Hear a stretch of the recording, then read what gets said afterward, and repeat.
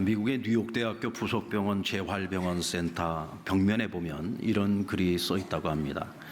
제목, 나는 가장 축복받은 사람입니다. 큰일을 이루기 위해 힘을 달라고 기도했더니 하나님께서는 겸손을 배우라고 연약함을 주셨습니다. 많은 일을 해낼 수 있는 건강을 구했는데 보다 가치 있는 일을 하라고 병을 주셨습니다. 행복해지고 싶어서 부유함을 구했더니 지혜로워지라고 가난함을 주셨습니다. 세상 사람들에게서 칭찬을 받고자 성공을 구했더니 뽐내지 말라고 실패를 주셨습니다. 삶을 누릴 수 있게 모든 것을 달라고 기도했더니 모든 것을 누릴 수 있는 삶 그 자체를 선물로 주셨습니다. 구한 것 하나도 주시지 않았지만 내 소원 모두를 들어주셨습니다. 하나님의 뜻을 따르지 못하는 삶이었지만 내 마음속에 진작에 표현 못한 기도는 모두 들어주셨습니다. 나는 가장 축복받은 사람입니다. 여러분 동의하십니까? 여러분 무엇이 복인가요? 하나님께서 우리에게 복을 주신다면 대체 무엇이 하나님이 우리에게 주시는 축복입니까? 저는 이 글을 읽으면서 세상에서 가장 복 있는 사람은 하나님과 대면하여 기도하는 사람이 아닐까 생각해 봅니다. 하나님과 대면하여 기도하는 사람, 그래서 하나님이 어떤 응답을 주시든지 그 모든 응답에 대해서 전적으로 수용하는 사람, 그래서 하나님의 뜻대로 살고자 끊임없이 노력하는 사람, 그가 복 있는 사람이라고 저는 생각을 합니다. 여러분들 동의하십니까? 아무리 많은 은혜를 받아도 그것이 은혜인 줄 모르고 살아가는 사람들이 있는가 하면 어떤 상황 속에서도 그 모든 것이 하나님의 은혜인 것을 알고 자신에게 주어진 삶의 의미를 하나님의 뜻 안에서 찾고자 노력하는 사람들이 있습니다. 성경은 그런 사람을 여호와를 경외하는 자라고 말하고 있고요. 오늘 본문에서는 여호와를 경외함이 내 보배로다라고 말씀하고 있습니다. 오늘 본문은 유다의 히스기야 왕 때에 아수르의 사네립 왕이 대군을 이끌고 유다 왕국을 쳐들어왔습니다. 전 국토를 약탈합니다. 그리고 그 힘을 빌려서 수도인 예루살렘으로 진격해 들어오는데 그때를 배경으로 해서 이사야는 하나님과 대면하며 기도합니다. 오늘 그 기도의 내용을 오늘 기록하고 있는데요. 당시 아수르는 10여 년 전에 이미 북이스라엘을 멸망시켰죠. 그리고 그 주변에 있는 여러 나라들을 멸망에 이르게 했습니다. 그들의 기고만장함은 하늘을 찌를 듯 했습니다. 심지어 사네립의 군대 장관이었던 랍사게는 예루살렘 백성들을 회유하면서 히스기야 왕을 조롱하고 뿐만 아니라 하나님 조롱했습니다. 열왕기하 18장에 보면 랍사게가 백성들을 회유하는 내용이 나오는데 히스기야가 너희에게 여호와를 의뢰하라 함을 듣지 말아라. 여호와 하나님께서 우리를 구원하실 거라고 히스기야가 너희에게 말하고 있는 그 모든 것은 거짓이라는 것입니다. 왜냐하면 아수르의 왕의 손에서 어느 나라도 그들이 믿고 있는 신이 구원해내지 못했다는 거예요. 그러므로 히스기야가 하고 있는 그 말은 다 거짓말이다. 너희가 믿는 여호와는 절대로 너희를 구원하지 못할 것이다 라고 하나님을 비방했습니다. 이들의 교만함이 하늘을 찌르고 있죠. 그런데도 하나님은 침묵하고 계십니다. 여러분, 근데 우리가 꼭 기억해야 될 것은 하나님이 침묵하고 있다고 해서 하나님이 눈도 닫고 있고 귀도 닫고 있는 게 아니에요. 하나님 다 듣고 계시고 하나님 다 보고 계십니다. 그러게 이사야 선지자가 하나님과 대면하여 기도할 때 하나님께서 그에게 말씀하시죠. 우리 이사야 33장 1절 말씀 우리 같이 읽겠습니다. 시작. 너 학대를 당하지 아니하고도 학대하며 속이고도 속임을 당하지 아니하는 자여 화 있을진저 내가 학대하기를 그치면 내가 학대를 당할 것이며 내가 속이기를 그치면 사람이 너를 속이리라. 오늘 여기서 말하는 너는 아수르를 말하는 것입니다. 하나님께서 이 아수르를 가증히 여기시는데 아수르의 죄가 무엇입니까? 오늘 그들은 자신들에게 전혀 피해를 입히지 않은 나라, 전혀 피해를 입히지 않은 사람들에게 쳐들어가서 그들의 모든 것을 강탈하고 빼앗았습니다. 그들을 핍박했습니다. 괴롭혔습니다. 한마디로 말해서 그들은 도둑떼들이고 강도떼들입니다. 여러분들, 우리는 30년 동안 일본에게 그런 강탈을 당했어요. 그런 속임을 당했습니다. 우리는 일본 사람들에게 피해를 준 적이 없습니다. 그런데 그들은 제국주의와 군국주의의 야망을 가지고 우리나라뿐만 아니라 중국, 러시아, 심지어는 동남아시아까지 그 많은 나라들을 그들의 군대를 가지고 그 나라들을 침략해 들어갔습니다. 그리고 그들이 가지고 있는 모든 것을 주권까지 다 빼앗고 강탈하고 핍박하고 괴롭혔습니다. 그런데 여러분, 하나님께서 이사야에게 무엇을 약속하셨습니까? 이 강도떼들, 도둑떼들을 하나님께서 벌하시겠다는 거예요. 그들이 강탈한 대로 그들이 강탈을 당할 것이고, 그들이 거짓말을 한 대로 그들이 거짓말을 당할 것이고, 그들이 학대한 대로 학대를 당할 것이라고 했습니다. 역사는 우리에게 그것을 증명하지 않습니까?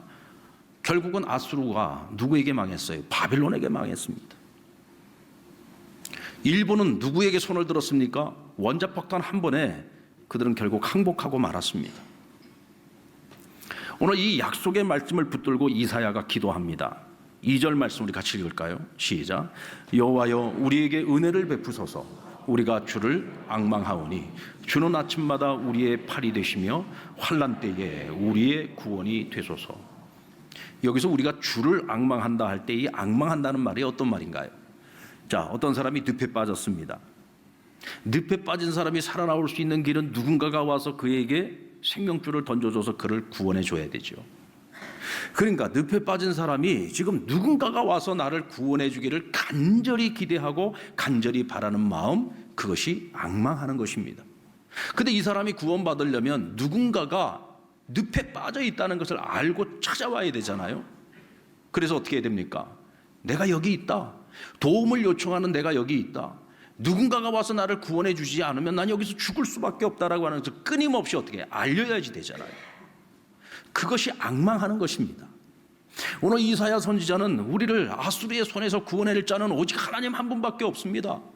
주변을 아무리 살펴봐도 어느 나라도 우리를 진심으로 도와줄 수 있는 나라가 없습니다.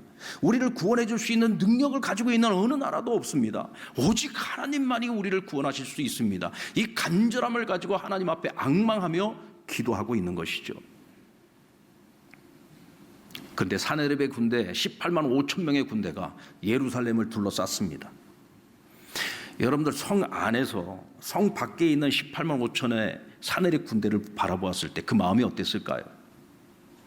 지금 여러분 우리가 지금 한일 갈등이 지금 굉장히 심각해지고 있는데 사실 지금 일본의 수출 규제 아직 시작도 안 했습니다. 뭐 백색 국가 제외시킨다고 했지만 뭐 아직까지 시작도 안 한 겁니다. 그냥 그들이 선언을 했을 뿐이에요. 이렇게 할 거다라고 선포를 했을 뿐입니다. 아직 시작한 건 아무것도 없습니다. 그런데도 지금 우리 온 나라가 지금 들끓고 있잖아요.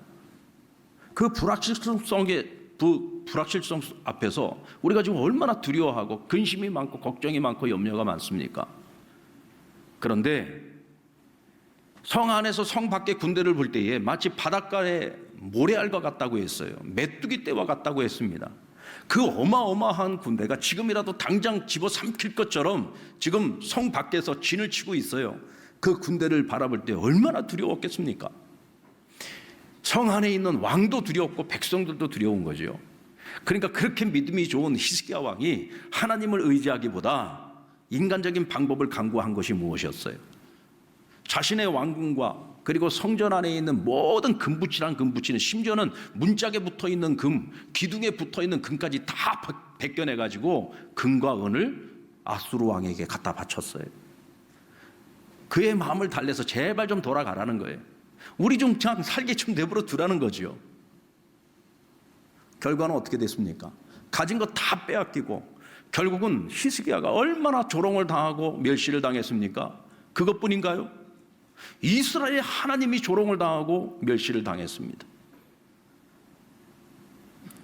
결국 모든 것을 다 잃고 나니까 히스기야가 정신이 좀 들었어요. 하나님이 생각이 납니다. 그래서 이사야 선지자에게 사람들을 보내어서 우리를 위해 기도해달라. 하나님의 뜻을 구해달라고 부탁을 합니다. 그리고 자신도 베옷을 입고 하나님 앞에 나아가 엎드려서 이스라엘의 구원을 간절히 간구합니다. 그제서야 깨달은 것이죠. 여호와를 경외하는 것이 내게 보배로다. 오직 여호와를 인정하고 오직 여호와를 높이고 오직 여호와께만 구원이 있음을 확신하고 전적으로 그분을 의지하고 전적으로 그분을 예배하며 나아가는 그 자체가 보배라는 것을 그가 깨달은 겁니다. 자, 여러분들, 북이스라엘이 왜 망했습니까? 남유다 왕국이 왜 망했습니까? 그들은 하나님의 백성이기에 당연히 하나님을 먼저 의지해야 되는데 하나님 의지하지 않았습니다. 회개하고 하나님께 돌아오라고 선자들을 통해서 끊임없이 말씀하셨음에도 불구하고 그들은 끝까지 하나님께 돌아오지 않고 애굽을 의지했습니다. 애굽의 군대와 애굽의 말과 병거를 더 의지했다고 했어요. 그들은 어마어마한 말도 있었고 군사들도 있었고 병거도 있었습니다. 그럼에도 불구하고 이스라엘이 망해갈 때, 유다가 망해갈 때 그들은 군대를 동원하지 않았어요. 도움받지 못했습니다. 결국은 망했습니다. 하지만 주를 의지하고 주를 앙망하는 자는 여호와께서 그의 보배가 되어주십니다. 여러분, 우리나라의 최고의 보배는 외교력도 아니고 군사력도 아니고 경제력도 아니에요. 우리에게 최고의 보배는 이 세상 천지 만물의 주인 되신 하나님, 역사의 주관자가 되시는 하나님, 전능하신 하나님, 그분이 우리의 보배 되심을 믿으시기 바랍니다. 이때 이 나라에 희망이 있는 겁니다. 이때 이 나라에 소망이 있는 것입니다. 풍정도나의 위기에 놓여 있던 나라임에도 불구하고 하나님께서 이사야의 기도를 들으시고 하나님 약속해 주신 것이 있어요. 우리 5절로 6절 말씀 같이 읽어볼까요? 5절로 6절 시작. 여호와께서는 지극히 존귀하시니 그는 높은 곳에 거하시며 정의와 공의를 시온에 충만하게 하시리라. 내 시대에 평안함이 있으며 구원과 지혜와 지식이 풍성할 것이니 여호와를 경외함이 내 보배로다. 지금 여러분 18만 5천의 군대가 예루살렘을 둘러싸고 있습니다. 지금 하루아침에 무너질 수 있는 상황이에요. 절대절명입니다. 사면초가입니다. 벼랑 끝에 서 있습니다. 그런데 하나님께서 기도하는 이사야에게, 기도하는 히스기야에게 하나님이 약속하신 겁니다. 내가 내 시대에 무엇을 준다고요? 평안함을 주시겠답니다. 주변에서 너희를 아무리 흔들고 너희를 집어삼키려고 하는 우는 사자처럼 들끓는 너희의 이웃들이, 강대국들이 너희를 집어삼키려고 한다고 할지라도 내가 너희 시대에는 무엇을 주신다? 평안을 주시겠다는 거예요. 내가 너희를 구원할 것이며 내가 너희에게 지혜와 지식을 풍성히 주시겠다고 약속해 주십니다. 저는요, 이 말씀을 묵상하면서 이거야말로 지금 오늘 이 시대에 딱 우리에게 필요한 것이구나. 이 대한민국이라는 이 작은 나라를 하나 가운데다 놓고 주변에 있는 열강들이 우는 사자처럼 지금 삼킬 자를 찾아 헤매고 있지 않습니까? 먹기 딱 좋은 밥이에요. 그런데 한번 주변을 살펴보십시오. 진정한 마음으로 우리를 도와줄 나라가 단 한 나라라도 있습니까? 우리의 동맹인 미국인가요? 지금 이렇게 우리가 좀 어렵고 힘들 때 미국의 트럼프가 조금만 진심 어린 마음으로 도와주면 얼마나 고맙겠습니까? I love 트럼프 할 거예요, 아마 전 국민이. 그런데도 이 사람은 지금 계산만 하고 있잖아요. 계속 계산만 하고 있습니다. 동맹이기 때문에 우리를 도와주겠다는 게 아니에요. 돈 많이 내면 도와주겠다는 겁니다. 시대가 변했습니다. 여러분, 주변을 보십시오. 지금 우리의 상황은요, 18만 5천의 군대에 둘러싸여 있는 예루살렘의 운명보다도 지금 우리의 위기가 더 심각할 수 있어요. 누가 우리를 도와줄 겁니까? 눈을 씻고 찾아봐도요, 우리를 도와줄 수 있는 진정한 나라는 단 한 나라도 없습니다. 진정 우리에게 어떤 상황 속에서도 평강을 가져다 주실 수 있는 분은 우리의 보배가 되시는 여호와 하나님 한 분밖에 없습니다. 아멘입니까? 그분을 찾아야 됩니다. 그분께 부르짖어야 됩니다.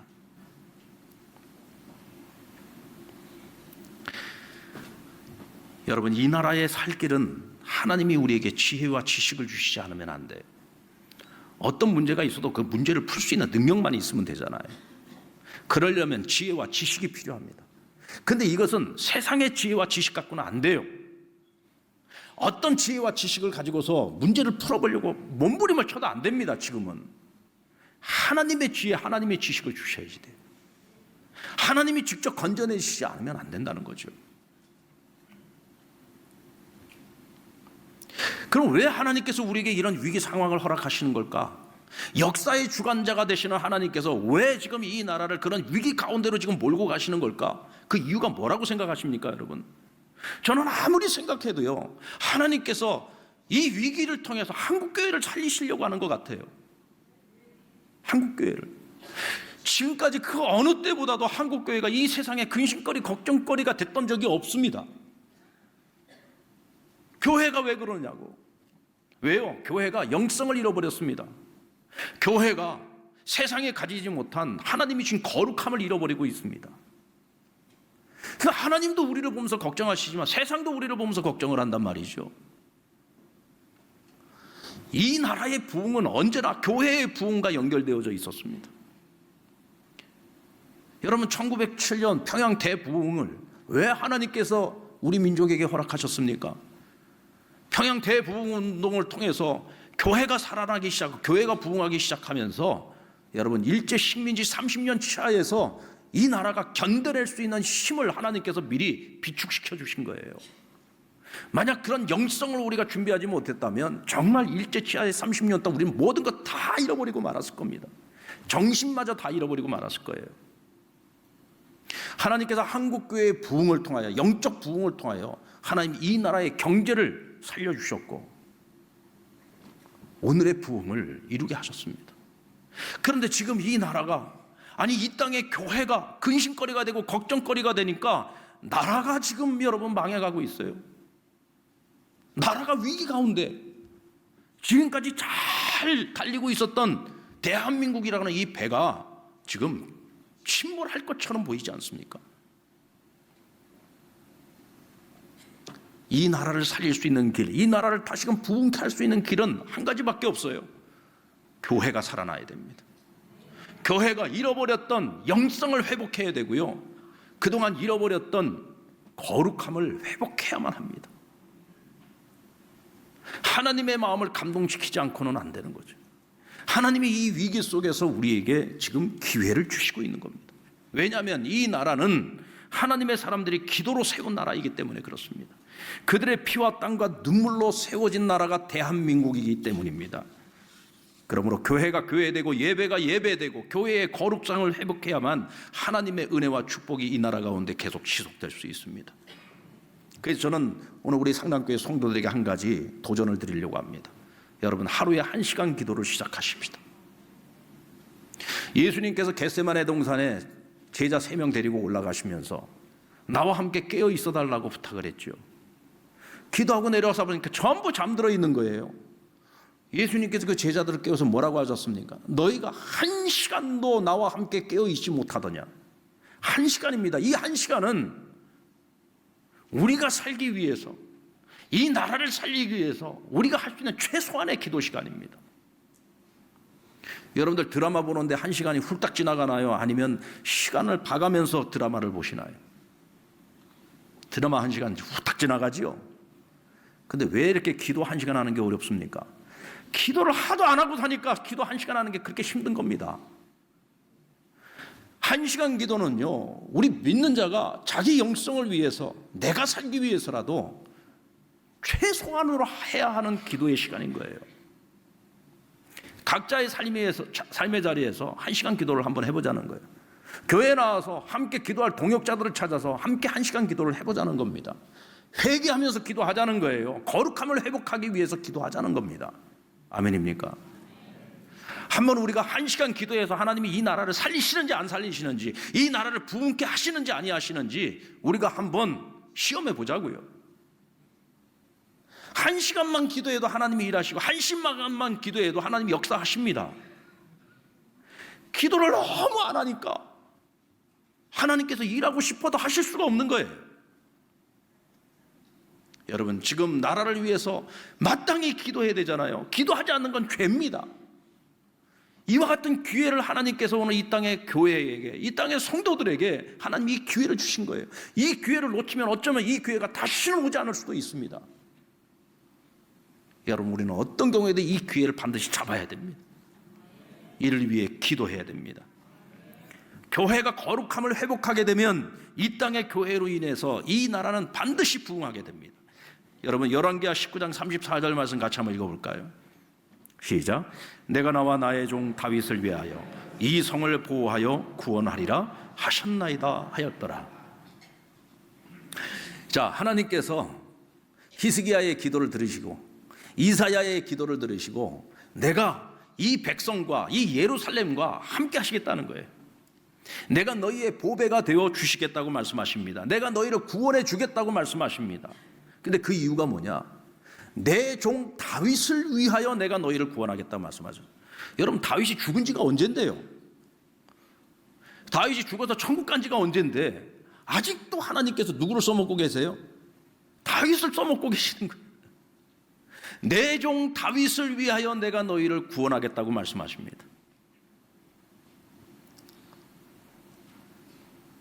여러분, 이 나라 가운데 이 땅의 교회와 거룩한 성도들은요, 바로 다윗과 같은 존재가 돼야 되는 거예요. 하나님께서 왜 이 나라를 버리지 않습니까? 다윗과 같은 교회와 거룩한 성도들이 있기 때문에 그렇습니다. 왜 하나님께서 이 나라를 위기 가운데에서 구원해내시고 이 나라에게 다시금 부흥을 허락해 주십니까? 이 땅에 교회가 있기 때문입니다. 이 땅에 이 나라와 민족을 위해서 부르짖고 오늘도 깨어 기도하는 거룩한 성도들이 있기 때문에 그렇습니다. 내가 그들로 인하여 이 나라를 살리고 이 나라를 부흥케 하시겠다고 말씀하십니다. 이를 위해 오직 하나님을 경외함이 우리에게 보배가 되기를 원합니다. 이 나라의 구원과 진정한 해방을 위해서 우리가 함께 깨어 기도할 수 있기를 원합니다. 몇 시간 기도해야 된다고요? 최소한 1시간입니다, 여러분. 또 1시간 기도하란다고 1시간 딱 시간제 가지고 1시간만 딱 기도하고 끝내지 마시고 하나님께서 기도하라고 시키시는 대로 각자의 영적 수준에 따라서 마땅히 내가 해야 될 기도의 분량을 각자의 자리에서 여러분 우리가 채워나가야 되는 겁니다. 그러면 우리는 하나님 일하심을 보게 될 겁니다. 그동안 우리가 너무 풍요로운 삶 속에서 잃어버린 것들이 너무너무 많아요. 영성을 회복하고 거룩함을 회복하고 하나님께서 우리에게 주신 이 거룩한 기회를 결코 잃지 않는 저와 여러분 되기를 바랍니다. 하나님께서 교회로 인하여 이 나라를 구원하실 것입니다. 이 나라를 축복하실 것입니다. 뿐만 아니라 이 나라는 축복의 통로가 되어서 세계 평화를 가져오는 평화의 도구로 쓰임받게 될 것입니다. 오늘 2019년 8.15 광복 기념주의를 맞이하는 오늘 이 아침 하나님께서 우리에게 주시는 또 이 땅의 교회와 성도들에게 바라시는 하나님의 소원입니다. 여러분, 이 소원을 이루어드리고 하나님과 함께 이 나라의 부흥을 함께 이루어갈 수 있는 우리 상남의 모든 믿음의 가족들 되시기를 주의 이름으로 축원합니다.